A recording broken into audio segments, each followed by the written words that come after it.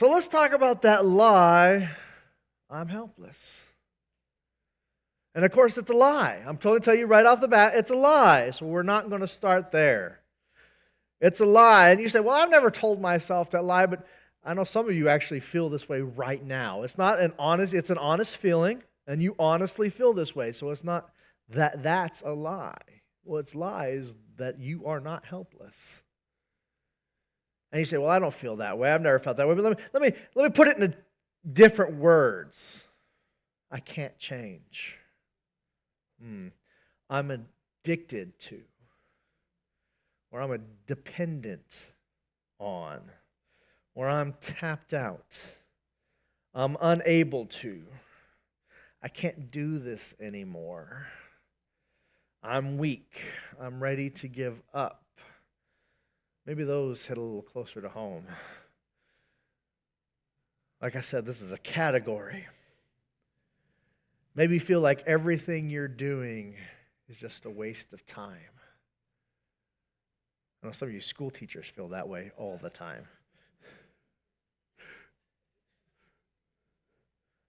Feel that way as a parent. Feel that way as a Christian, maybe. As you're reading your scriptures, you think, this is just a waste of time. When we say we're helpless, it's because I can't make the changes in my life that I want. I feel powerless. I feel out of control.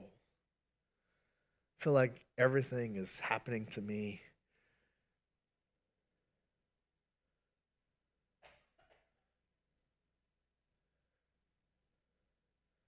When we're talking about those feelings, when we're ready to give up, when we're weak, when I'm unable to change, we say that's when we feel like we're helpless. Some of your Bible translations may even use the word helpless to refer to the poor. Because in many cultures, it's money that makes you have help, right? Be able to help others. You're unable to because you don't have money. But even that's not what we talk about. When we talk about being helpless, we're usually got that victim mentality going on in our heads. I cannot change the circumstance. I am a victim of everything around me, and I can't help it. You may not like that.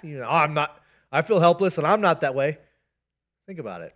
That's what you're saying. If you're unable to help, then you're saying that everything else is affecting you. You're a victim. And in our society, a victimhood is like seen as a badge of honor, right? Like we have scales of like what victim you are, right? I'm this much victim. Everyone is a victim of something, right? You're a victim of the 10%. You're a victim of racism. You're a victim of the males. You're a victim of the Mexican who took your job. You're a victim of AI. You're a victim of the education system. You're a victim of... We can keep going on.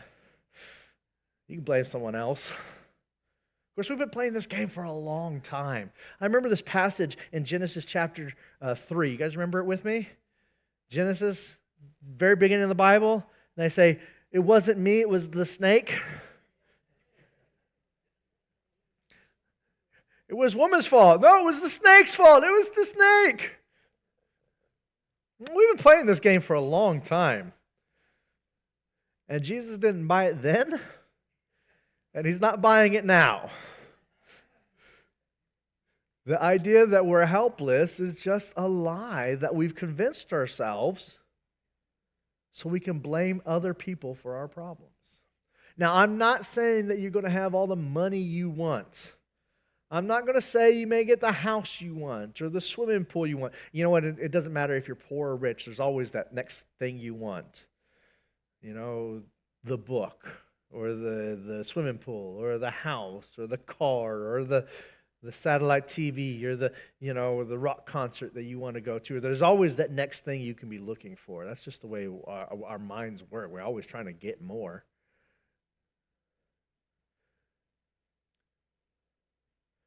But we're always looking for something to blame.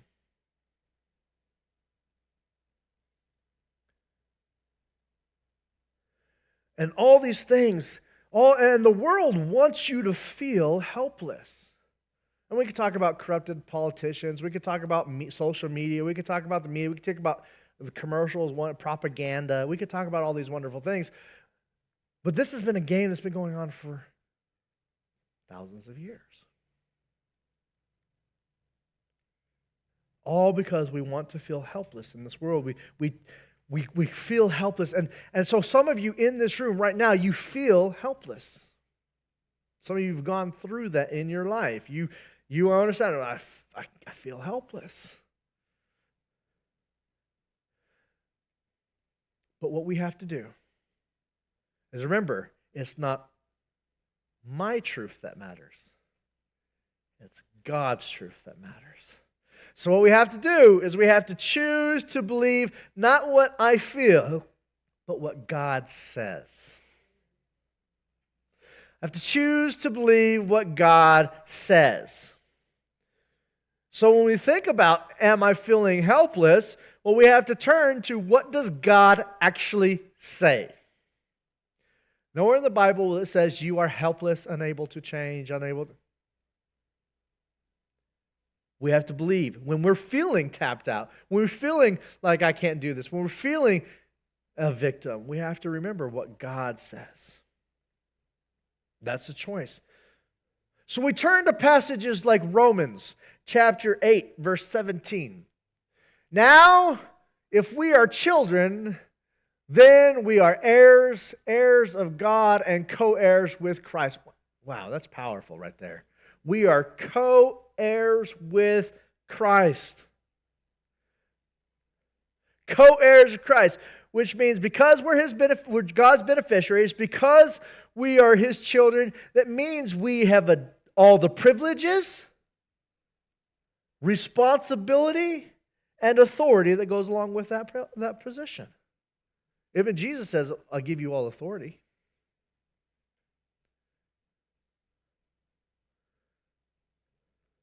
You can't change the fact that we're in a fallen world. God's going to do that when He comes back. New heaven, new earth. Christ died to do just that, to begin the change process. And while we'll await that new heaven and earth, we are established, we still have authority on this earth. Now, don't hear me say we're speaking it and claiming it, and that's not what the Bible teaches. We have authority because God has given it to us. So when you say, well, I'm just a victim of my circumstance, you say, well, I'm no longer slave to those circumstances. I'm no longer slave to the sin around me. I'm in a broken world, but I'm no longer a slave to that situation. I'm no longer a slave to that. The lie of helplessness is you can't change the way you behave because it's just the way you are, right? I'm only human, right? How many of you told yourself that lie? I'm only human. So therefore, I can't help but, willingly go up against God and what He says. But we can. Oh, yes, we're going to make us mess up. We are less than humans. But we can make that. We are responsible for that. It is our responsibility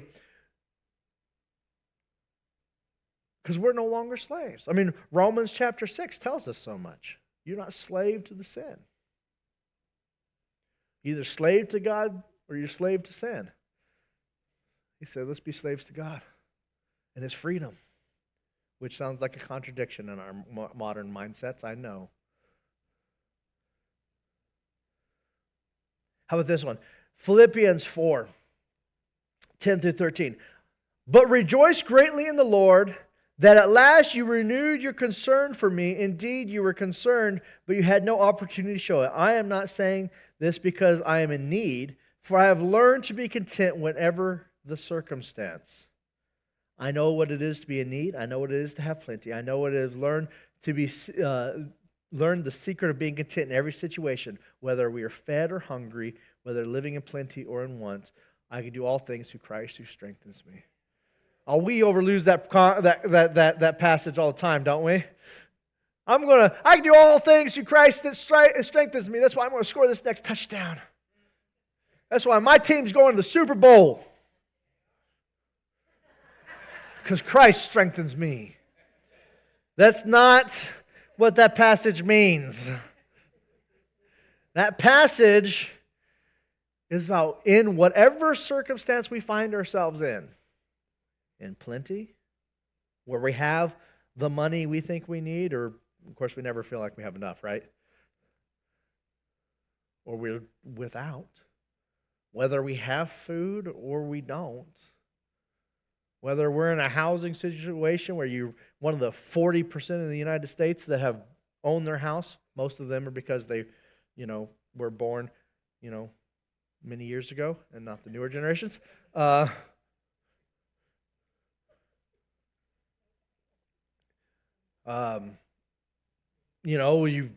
own a house, you rent. Whether you find yourself, whatever situation you find yourself, even living in a car. It's funny, God says, I'll give you your needs. It's amazing what we can do without. But he says, whatever situation you're in, you can do all things. Why? Because he strengthens us. Because he's there. And so that lie that I'm helpless is a lie, obvious a lie, because it's not about us. It's about what he can do in this situation. And he has given us the authority to be his image. He's given us the authority to be his image. You believe that? If you believe that lie, as his image bearers, if you believe that lie that you're helpless, then as his image, you're saying that God is helpless. Well, we know God's not helpless. So that's just a lie. You're his image.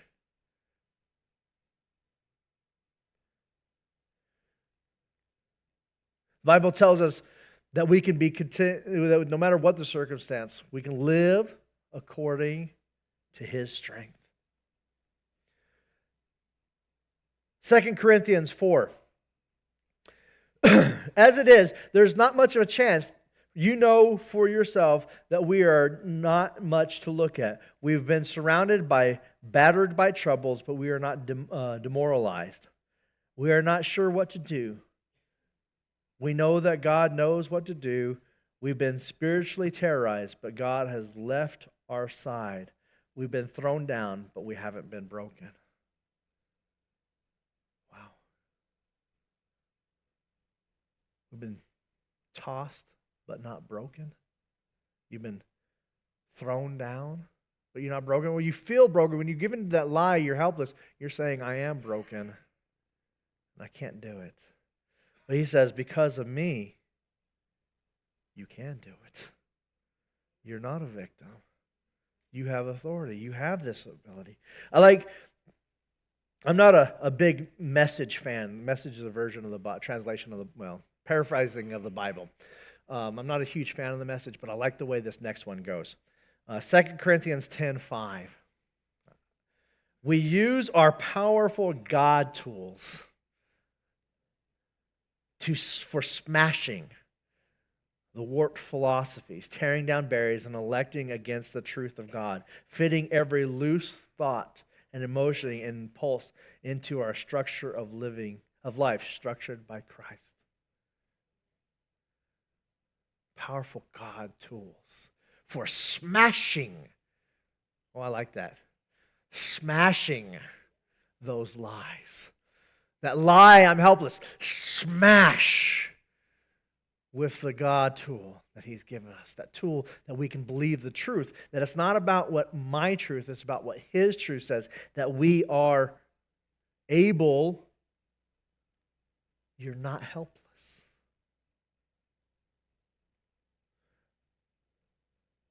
It's God who gives us the strength. It's God who gives us what we need to be. It's God who overcomes. It's God who helps us, though, even though we may fall down, that we keep going. It's God that we choose to turn to his truth every day. And say, yes, I feel helpless today, and then you have to remind yourself of the truth, and the next minute you have to remind yourself of the truth, and the next minute you have to remind yourself of the truth, until eventually you believe the truth. Because you have to remind yourself of the truth. And sometimes it's a daily, minute by minute battle. Because those lies are so ingrained. Because they're being tossed at you from so many directions. Because it's all being flooding your brain.